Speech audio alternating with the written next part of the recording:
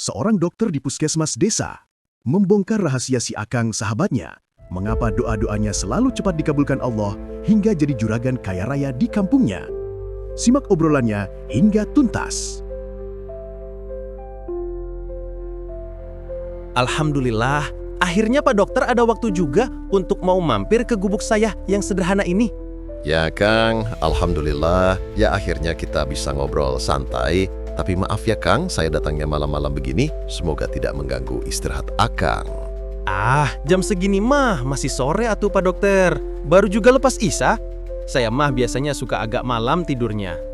Ngomong-ngomong, ada apa nih Pak Dokter? Kok seperti ada yang penting? Enggak juga Kang, selain karena kangen, saya juga agak penasaran nih dengan keberhasilan Akang yang selalu sukses dalam berbagai bidang usaha yang Akang jalani.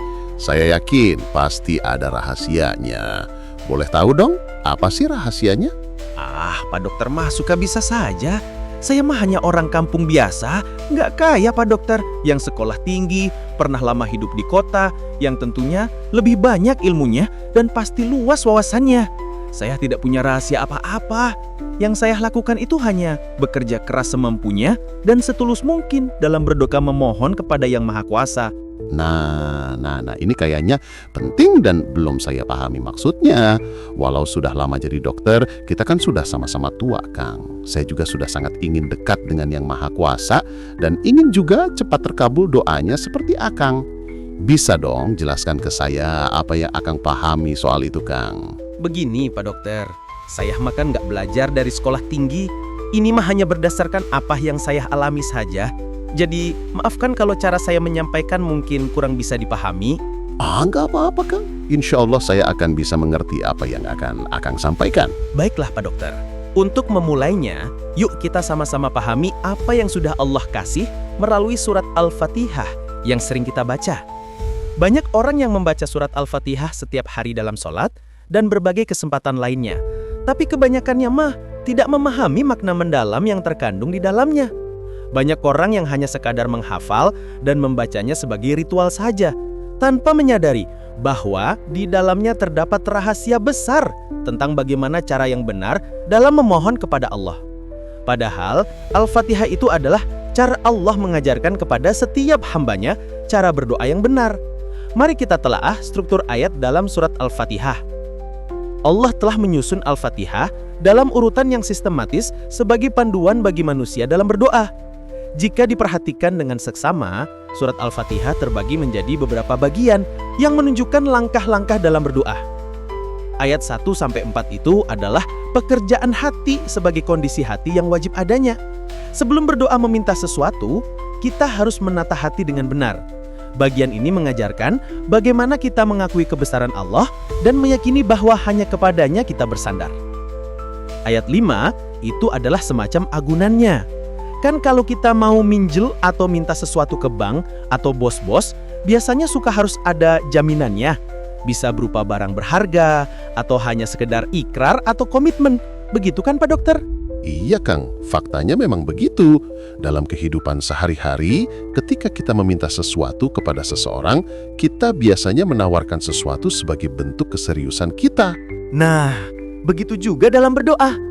Ayat Iyyaka na'budu wa iyyaka nasta'in. Hanya kepadamu kami menyembah dan hanya kepadamu kami meminta pertolongan. Ini adalah bentuk komitmen kita kepada Allah sebagai jaminan bahwa kita hanya bergantung kepadanya. Selanjutnya adalah ayat 6, yaitu inti permintaannya. Dan ini adalah bagian pentingnya. Setelah hati siap dan komitmen sudah dinyatakan, barulah kita mengungkapkan apa yang kita pinta dengan jelas. Ihdinas siratal mustaqim. Tunjukilah kami jalan yang lurus. Permintaan harus jelas dan spesifik tanpa keraguan. Ayat 7, penjelasan bahwa dalam meminta sesuatu, kita juga harus memperjelas dan menetapkan filter agar tidak terjadi terlalu umum pengertiannya. Siratal ladzina an'amta 'alaihim ghairil maghdubi 'alaihim waladdallin, yaitu jalan orang-orang yang Engkau beri nikmat, bukan jalan mereka yang dimurkai dan bukan pula jalan mereka yang sesat. Nah, ini adalah kesalahan yang umum dalam berdoa. Kita tidak fokus pada permintaan. Banyaknya mah saat berdoa itu, dia masih sibuk meyakinkan diri. sehingga tidak fokus dengan apa yang mereka pinta. Padahal, keyakinan seharusnya sudah selesai sebelum doa dimulai. Subhanallah, Masya Allah. Ternyata Akang sudah sampai sejauh itu mikirnya, dan inilah rahasia makbulnya doa-doa Akang yang sebenarnya. Alhamdulillah, saya jadi mulai mengerti dengan apa yang Akang jelaskan tadi. Saya juga jadi sadar bahwa saya masih ada dalam bagian yang melakukan kesalahan yang umum dalam berdoa ya. Kesalahan umum dalam berdoa itu adalah tidak fokus pada permintaan ya Kang. Iya Pak Dokter, banyak yang saat berdoa justru masih sibuk meyakinkan diri, sehingga tidak fokus dengan apa yang mereka pinta. Padahal, keyakinan seharusnya sudah selesai sebelum doa dimulai. Banyak juga yang berdoa dengan permintaan yang tidak jelas. Contohnya, ya Allah, berikan aku rezeki. Nah, rezeki itu luas maknanya. Kita diberi sehat, kita selamat dari tersandung kerikil, pun itu sudah merupakan rezeki. Permintaan ini terlalu umum. Harusnya apa yang kita pinta itu harus disebutkan lebih spesifik. Seperti, ya Allah, berikan aku rezeki berupa uang yang banyak, datangkanlah dari arah manapun, dengan caramu yang baik dan dengan cara yang engkau ridhoi. Dalam hal meminta pun, jangan dengan kalimat yang berpotensi sebaliknya. Contohnya, ya Allah, berikan aku kekuatan dalam menghadapi cobaan. Doa ini bisa berakibat datangnya cobaan agar kita bisa kuat. Sebaiknya, gunakan doa yang lebih tepat, yaitu, ya Allah, jangan beri cobaan yang aku tidak sanggup memikulnya. Kesalahan yang lainnya adalah kita sering menduga-duga cara Allah mengabulkan. Jika Allah telah berjanji memberi rezeki dari arah yang tak terduga, jangan sibuk menebak dari mana datangnya. Cukup yakin dan berserah diri. Alhamdulillah Kang, saya jadi mengerti sekarang. Kesimpulannya adalah rahasia terkabulnya doa terletak pada pemahaman yang benar terhadap cara berdoa yang Allah ajarkan melalui surat Al-Fatihah. Dengan menata hati terlebih dahulu, mengajukan komitmen, meminta dengan jelas, serta memperjelas batasan permintaan, doa kita akan lebih efektif dan lebih mudah dikabulkan oleh Allah. Aduh Kang, saking asiknya kita ngobrol nggak terasa ternyata waktunya sudah malam. Padahal saya masih ingin ngobrol panjang dengan Akang. Tapi maafkan saya Kang, sepertinya saya harus buru-buru pulang karena takut besoknya bangun kesiangan.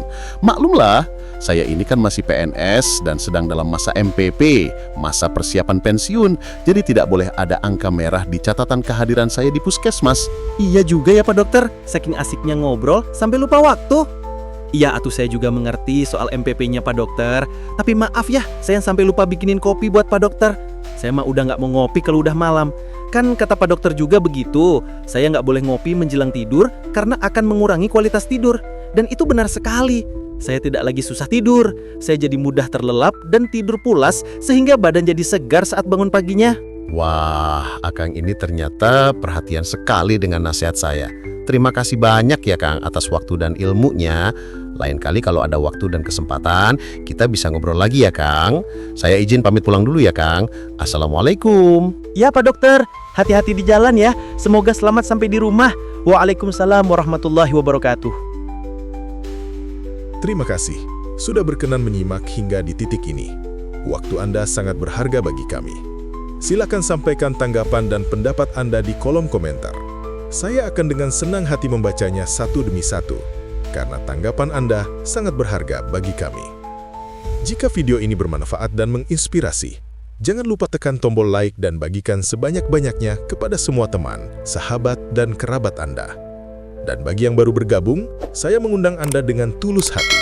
Silakan subscribe dan nyalakan tanda loncengnya, agar kita dalam ruang yang sama bersama Anda semua. Kita akan lanjutkan merenung dan berbagi dalam edisi-edisi setelah ini. Sampai jumpa di perenungan kita selanjutnya. Terima kasih.